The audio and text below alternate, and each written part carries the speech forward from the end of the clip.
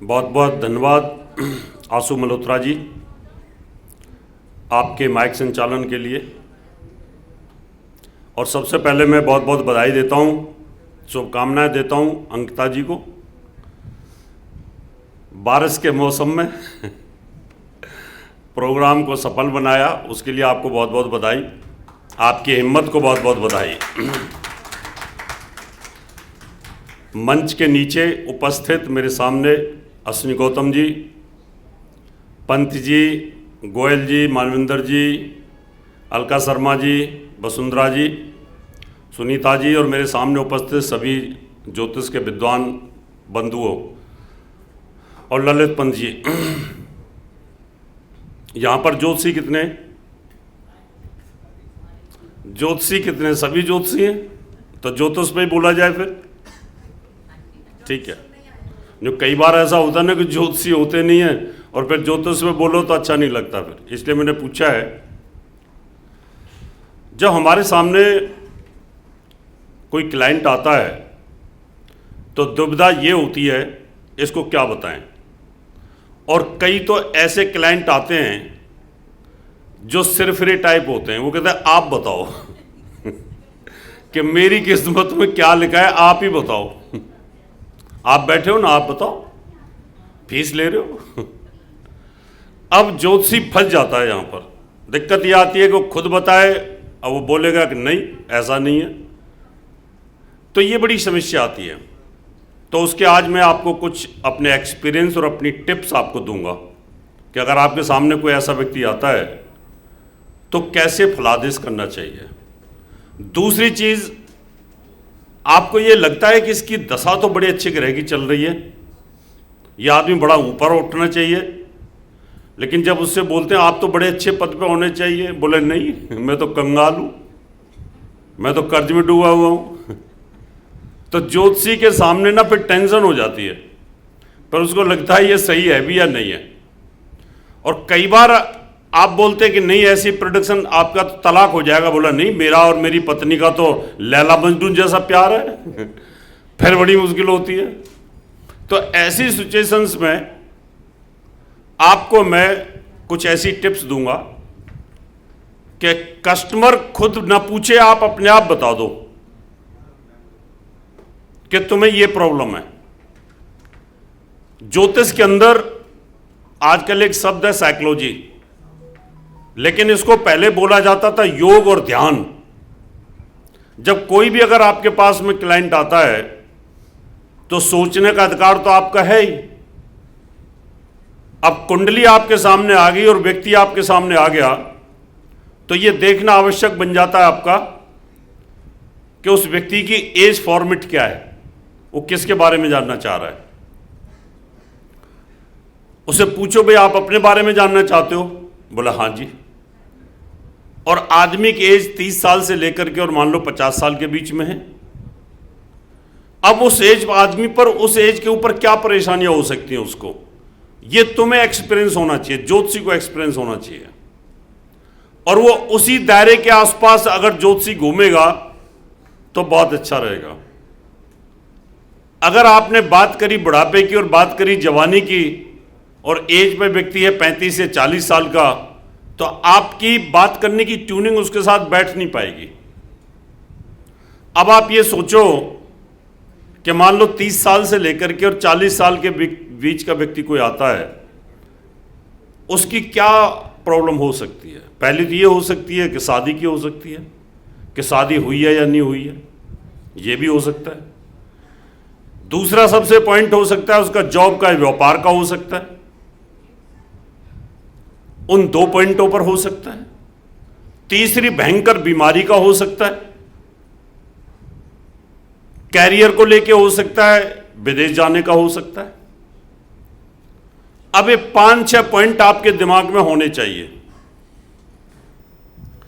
अब 5-6 पॉइंट तो आपके दिमाग में है कि ये व्यक्ति मेरे पास आ गया है कि हो सकता है इसकी शादी ना हुई हो।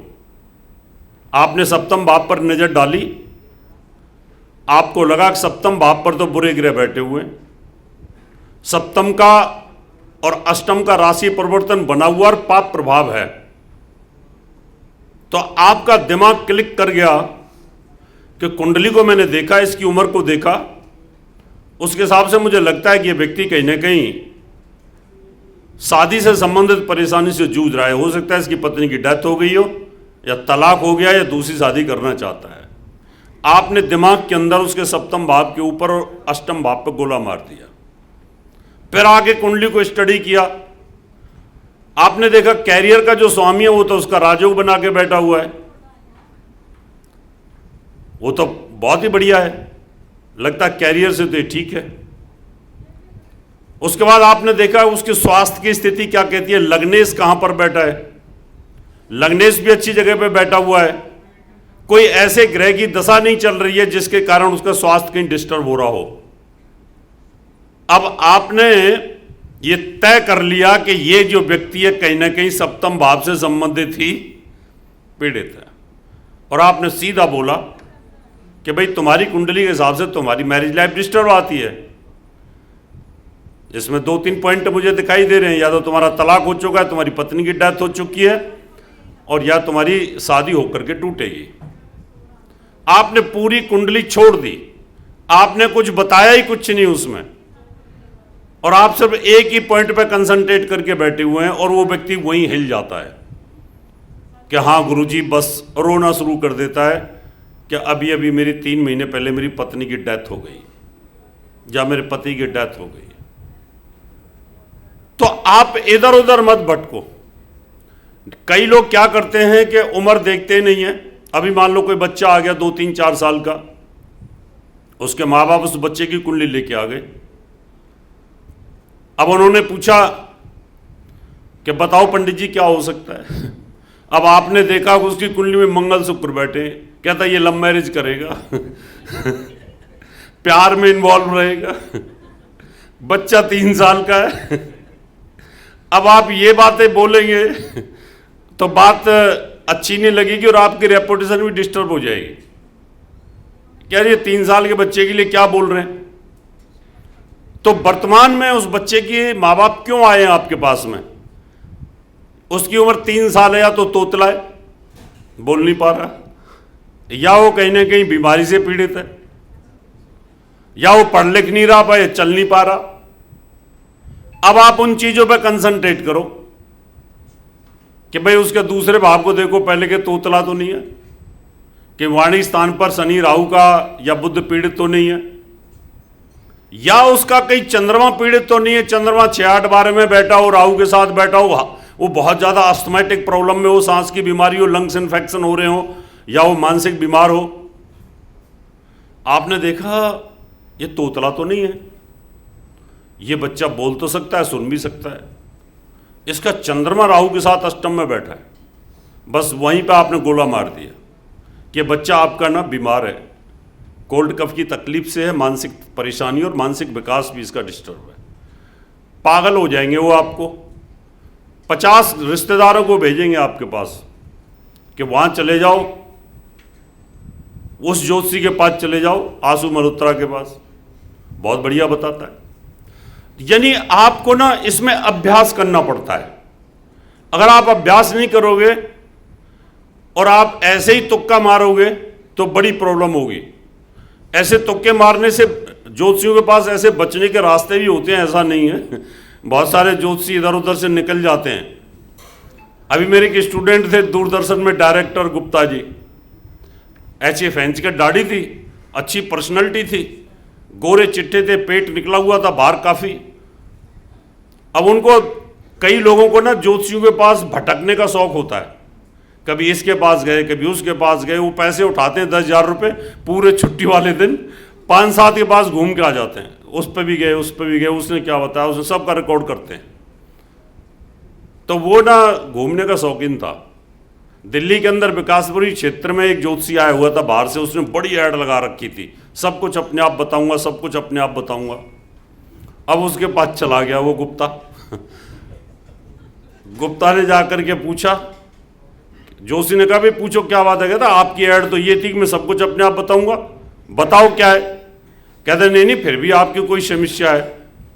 कहता ये बताओ मेरे कितने बच्चे होने चाहिए। उसने देखा ऐसे ऐसे चश्मा हटा के जोशी ने, उन्होंने पेट देखा, पहले तो भैंस का दाढ़ी देखी, लंबा चौड़ा देखा। उस समय नारा चल रहा था, हम दो हमारे एक। तो उसको लगा, ज्योतिषी को लगा, इसकी शकल सूरत देखता हूं, इसकी पर्सनैलिटी को देखता हूं, इसकी भैंस की दाढ़ी को देखता हूं, तो लगता है इसका एक ही बच्चा होना चाहिए, क्योंकि आजकल दो तो कोई कर ही नहीं रहा, क्यों दो का जमाना तो क्या। उसने जोशी ने कहा, भाई आपका एक बच्चा होना चाहिए, एक बेटा होना चाहिए। गुप्ता जी बोले, पर मेरे तो दो बच्चे हैं। तुम्हारी तो प्रोडक्शन फेल हो गई। बोले, दो बच्चे हैं? बोला हाँ। कहता दूसरा क्या है? कहता दूसरी लड़की है। कहता वो तो शादी करके चली जाएगी, बच्चे तो एक ही।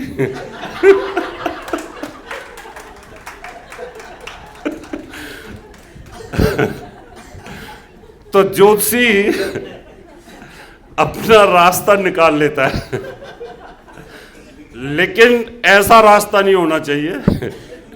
आपको अगर पता चले तो एक्यूरेट ऐसा ही बोलना चाहिए।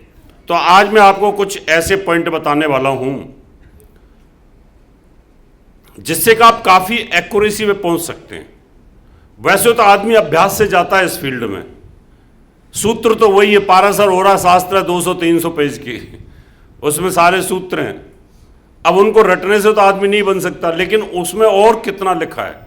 पाराशर जी ने एक सूत्र लिख दिया, एक सूत्र लिखा उन्होंने, गजकेसी राजयोग। मानवेंद्र ने उसके बना दिए 144।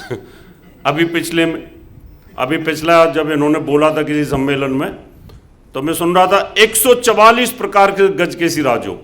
इसका मतलब उन्होंने बोला एक गजकेसी राजयोग होता है, लेकिन इन्होंने क्या किया, मेष लगन के गजकेसी राजयोग 12, उनका फर्क अलग।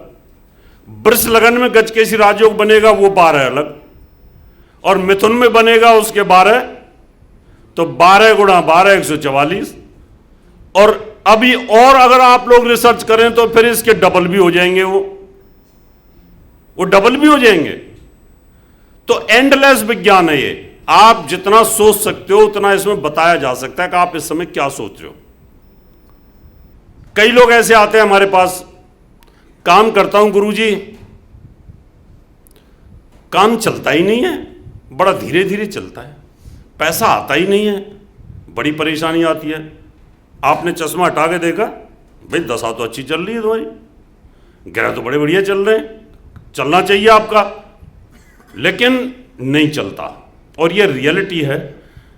इसके लिए क्या होता है, हमारी जो 12 राशियां, ये 12 भावों में बैठेंगी कहीं ना कहीं, क्योंकि 12 खाने हैं, 12 राशियां। कई आदमी की शादी इतनी जल्दी हो जाती है, फटाफट, इतनी जल्दी, कितनी जल्दी, जैसे सचिन और सीमा की हो गई। पाकिस्तानी सीमा हैदर, और खूबसूरत पत्नी में मिल गई सीमा हैदर, और सचिन की शक्ल देखो कैसी है, कहीं तालमेल है? कोई तालमेल नहीं, लेकिन हो गई। अब ये कैसे हो गई, ये सोचने वाला वैसे ज्योतिषियों के पास है। उसकी शक्ल नहीं, सूरत नहीं, वो गोरी चिट्टी, नैन नक्श अच्छे, 4 बच्चों की माँ, और साथ में कमाता भी कुछ नहीं, और फिर भी शादी फटाफट कर ली उसने। कई इतनी खूबसूरत लड़कियां होती हैं, एकदम अप्सरा लगती हैं, लेकिन शादी नहीं होती उनकी। कई लड़कों की शादी नहीं होती है, वो बेचारे ऐड दे दे के परेशान हो जाते हैं, फिर भी शादी नहीं होती।